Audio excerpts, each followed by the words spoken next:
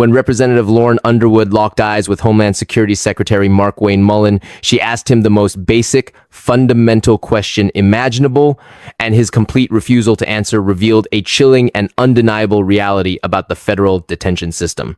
Imagine having total control over thousands of human lives, holding the ultimate responsibility for their safety, their medical care, and their very existence, and being completely unable to articulate a single strategy to keep them alive. That is precisely the scenario that unfolded on June 26th when the Secretary of Homeland Security appeared before the House Appropriations Committee.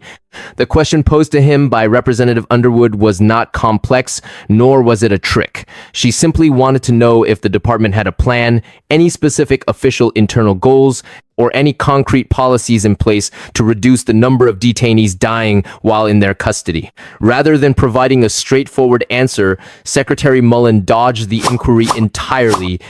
Ma'am, your numbers just aren't accurate. We've had 0.009%. Mr. Secretary, you're asking about this. It's 0.009% of deaths. And we've had 54 total in the president's time. Those are dangerous accusations you're making. Mr. Secretary. Those are dangerous accusations that she's making. Because in the state of Illinois, they're twice as high to die in the state penitentiary of Illinois than they are in detention. You are invited to this committee. This is my time. And you need to be informed by what you're saying. Desperately attempting to change the subject and blatantly talking over the congresswoman until the chairman of the committee was forced to step in and threaten to end the hearing altogether. The tension in that room exposed a much darker truth about immigration detention in this country, a truth that every single citizen needs to clearly understand.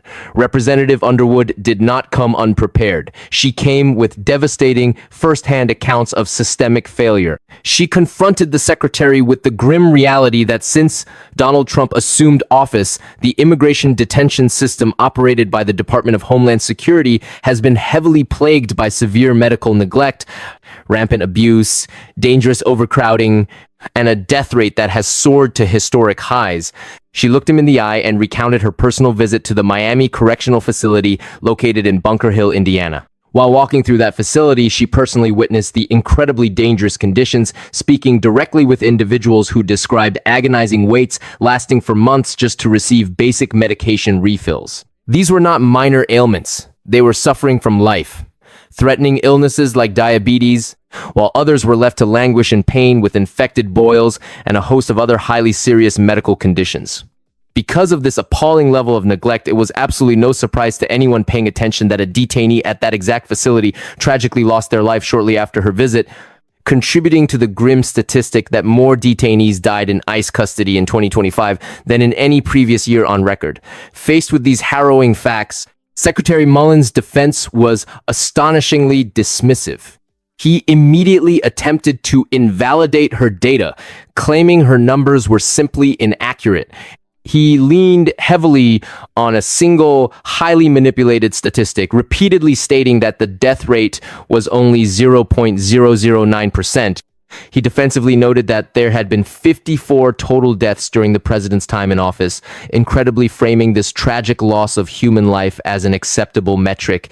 He went on the offensive, labeling the congresswoman's factual observations as dangerous accusations, and then he executed a bizarre pivot. Instead of addressing the federal detention centers he was appointed to oversee, he aggressively shifted the focus to the state of Illinois, loudly arguing that an individual is twice as likely to die in an Illinois state penitentiary than they are in a federal detention center. He continuously interrupted her time, asserting that she needed to be properly informed, while entirely ignoring his own glaring lack of answers. He even began quoting statistics regarding the ratio of doctors to inmates in Illinois state facilities, stating they have 1 doctor per 1,800 inmates compared to the federal system's 1 per 1,000, completely missing the point that it was his federal system currently under federal scrutiny. The crosstalk and evasion became so chaotic and utterly unproductive that the committee chairman was forced to aggressively intervene to restore order. He reminded the secretary of the strict 8-minute time limit for members, emphasizing that the entire purpose of the gathering was to effectively put forward questions and receive actual answers. The chairman bluntly warned that if this dysfunctional format of constant interruption continued, he would simply reschedule the entire meeting for a later date. He firmly reminded everyone involved that this official congressional oversight hearing was not a cable news debate on Meet the Press or Fox News, but a serious inquiry where questions demand answers. He insisted that if the secretary needed more time to craft a response, the committee would gladly make his written comments part of the official record, but they absolutely would not tolerate an endless, evasive debate that wasted the committee's time. When Representative Underwood was finally granted the floor again, with only about 4 minutes remaining, she meticulously repeated her vital question. She asked once again if the Department of Homeland Security possessed any specific internal documents, official policies, or tangible goals explicitly designed to reduce deaths in custody. Secretary Mullen, remaining steadfast in his denial of reality, proclaimed that they were doing a wonderful job providing medical care, once again repeating the 0.009% death statistic and claiming his department was vastly superior to the state of Illinois. Underwood pressed harder, asking if it was his official sworn testimony that he simply did not know whether his own department had a basic life-saving policy in place. Mullen defensively claimed he did not say that, insisting his medical staff does a phenomenal job and highlighting that every detainee supposedly sees a doctor or a nurse every 2 weeks. Yet, amidst all his aggressive deflections, he never once named a single concrete policy designed to stop people from dying. This catastrophic lack of a plan is not a new revelation. Just 2 months prior to this explosive hearing, Representative Underwood had posed the exact same question to the acting ICE director, Todd Lyons. Lyons' response was equally chilling in its inadequacy. He stated that the agency simply hopes there will be no deaths in custody, formally admitting on the record that ICE possessed absolutely no actual policy to prevent them. The weight of that admission must have been immense, because rather than doing the hard work to implement a life-saving policy, Todd Lyons abruptly resigned from his position just a few hours after that hearing concluded, and the tragic human cost of that systemic failure continued to mount. In the short time since Lyons stepped down, 3 more human beings died while locked inside ICE custody, and those are merely the deaths the public knows about, based strictly on the agency's heavily filtered public reporting. To underscore the sheer magnitude of this crisis, Representative Underwood requested unanimous consent to enter a devastating new report into the official congressional record. The report, jointly published by Human Rights Watch and Physicians for Human Rights, was appropriately titled Dying in Detention: Rising Deaths in an Expanding U.S. Immigration Detention System. This comprehensive document, drawn meticulously from government records, vast troves of detention data, and independent expert medical reviews, outlined a staggering 52 separate deaths in ICE custody during President Trump's second term alone. It painfully highlighted the exact severe concerns that advocates had been repeatedly raising to the department: a terrifying lack of access to adequate medical care, utterly failed suicide prevention protocols, and a total blackout of transparency and accountability across these sprawling detention facilities. The cover-up is just as alarming as the crisis itself. Underwood pointed out that ICE's official public detainee death reporting had not been updated in months, sitting frozen since the 28th of April 2026. She highlighted that the death rate in ICE custody had undeniably doubled during the current administration and demanded a straightforward commitment from Secretary Mullen that he would follow the law and report these deaths. Mullen offered a convoluted defense, claiming they do report the deaths Congress specifically asks for, but argued vehemently that they are not required to report the deaths of individuals after they are officially released from custody. He heartlessly stated that tracking those deaths makes no sense because the individuals are no longer under their watch when they die. When pressed if there had genuinely been no deaths since that April date, Mullen deflected again, blaming a 115-day government shutdown for the lack of reporting, aggressively complaining to the congresswoman that she wanted reports while simultaneously refusing to fund his department. The administrative loopholes being utilized to hide the true body count are deeply troubling. For years, there was a strict, vital policy requiring the agency to review and publicly report any death that occurred within 30 days of a detainee being released from federal custody.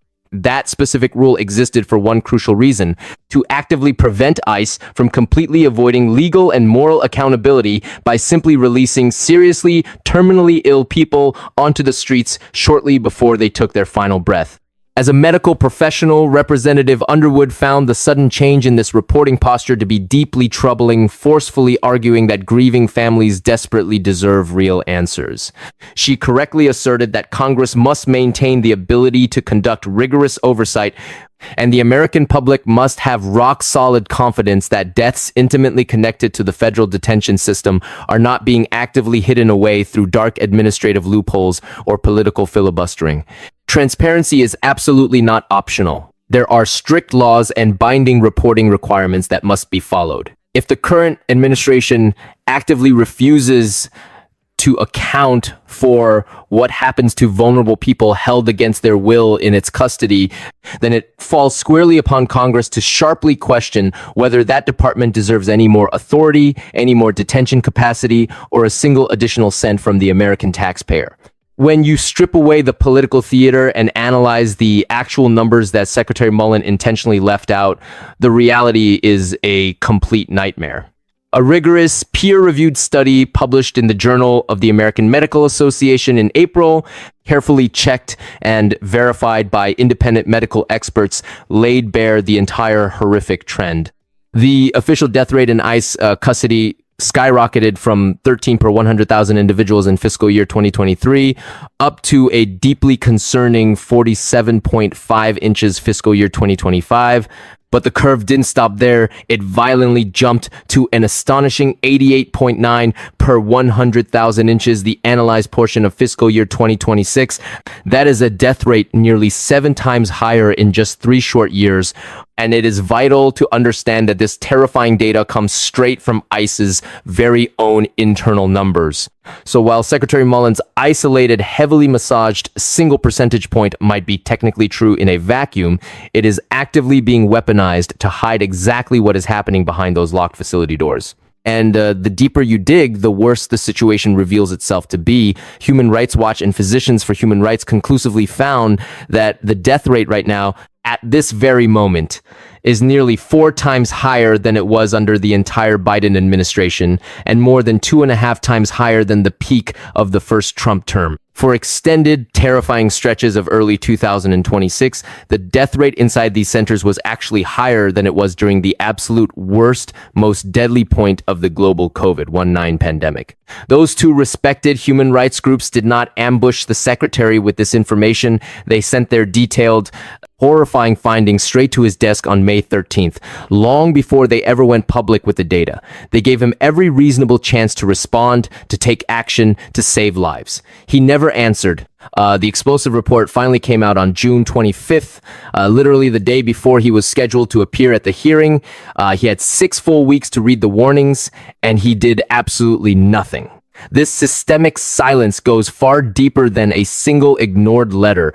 Look back at the events of April 16th, when acting ICE Director Todd Lyons testified under oath, admitted the shocking absence of any plan to prevent deaths, and promptly resigned the exact same day.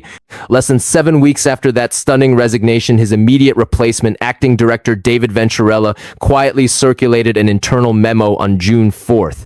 That specific, highly calculated memo officially ended the vital rule requiring the agency to report any death that happens within 30 days of a detainee being released. Investigative reporters eventually got their hands on that memo and published it for the world to see. This was not a minor tweak to administrative paperwork. It was the deliberate destruction of a core rule meant to hold a powerful agency legally responsible. That rule was put firmly in place back in 2021 to explicitly stop ICE from simply releasing dying detainees moments before the end, allowing the agency to wash its hands and walk away from a tragedy they helped create.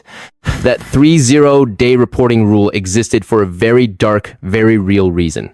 It existed because of people like Martin Vargas Arellano, a 55-year-old Mexican man who contracted a severe case of COVID-19 while locked inside the Adelanto ICE processing center in California. Desperate people, advocates, and lawyers begged the agency for his humanitarian release, and the official record proves that ICE completely ignored them, actively choosing to keep him locked in a cell while his lungs failed and he was actively dying. In a move of staggering cruelty, the agency finally officially released him from their custody only while he was lying in a hospital bed, already completely brain dead. 3 agonizing days later, he was gone. And simply because he technically left federal custody mere hours before his heart stopped beating, his tragic death did not count in the agency's official mortality statistics.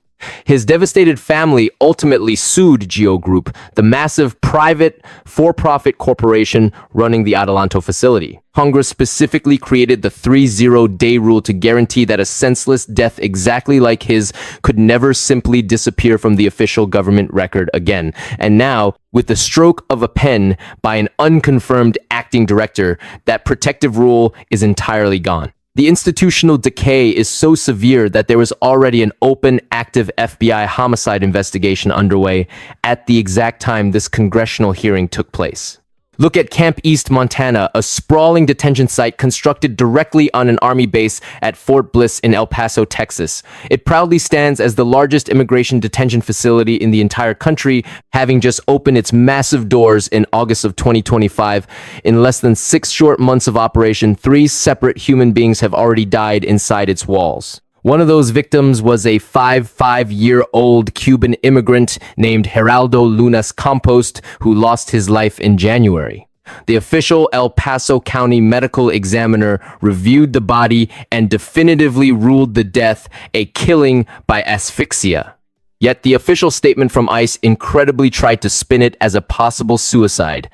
The private company operating the camp entirely failed to file the legally required use of force and death reports following the incident. When a federal watchdog agency investigated, they discovered that critical evidence directly tied to the fatal case was completely missing or had been deliberately destroyed.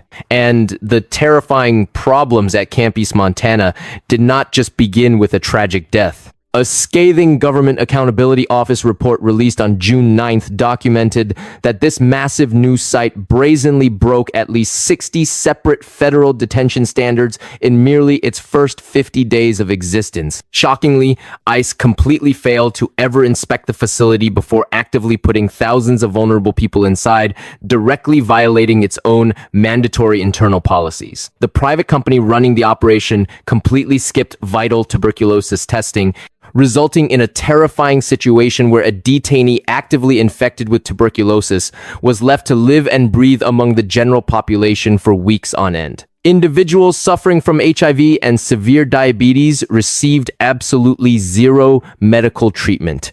The facility lacked even basic, dedicated areas for attorneys to meet privately with their desperate clients. In a display of catastrophic negligence, a hired guard actually managed to lose a fully loaded firearm somewhere inside the military base, and months later, that deadly weapon still had not been recovered. And the massive government contract awarded to this private company to oversee this absolute chaos was worth a staggering $1.3 billion. This leads to the most crucial, undeniable fact of the entire situation. On the exact same day that Secretary Mullen was sitting in that committee room, aggressively defending his record, his own department's inspector general publicly announced the launch of 2 massive new independent reviews. The first review is designed to deeply investigate whether the internal system itself is the direct cause of the soaring detainee deaths from October 2021 through March 2026.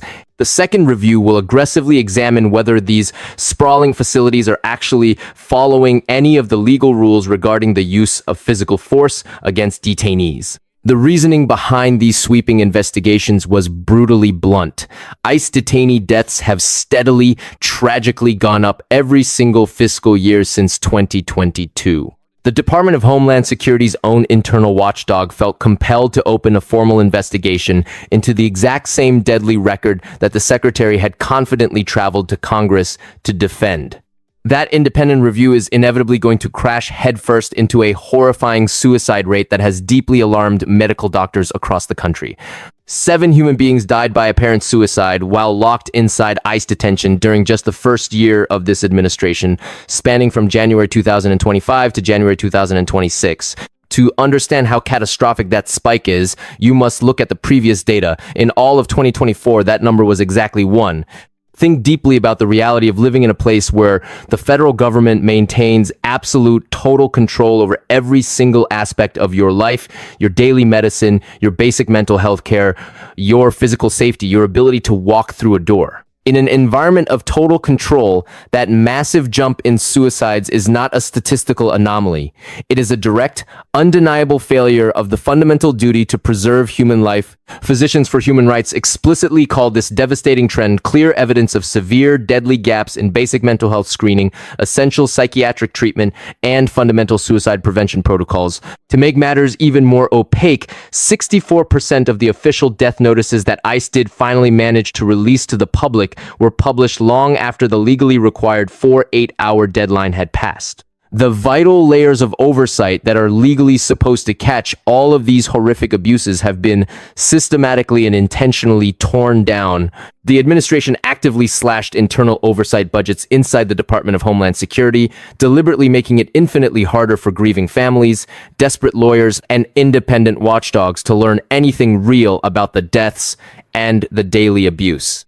A staggering 86% of all ICE detainees are currently being held in privately run, for-profit sites, and the two absolute biggest players in that multi-billion-dollar industry, Geo Group and Core Civic, flatly refuse to provide investigative reporters with even the most basic, fundamental information, entirely dodging questions about even the simple number of medical staff they employ on site.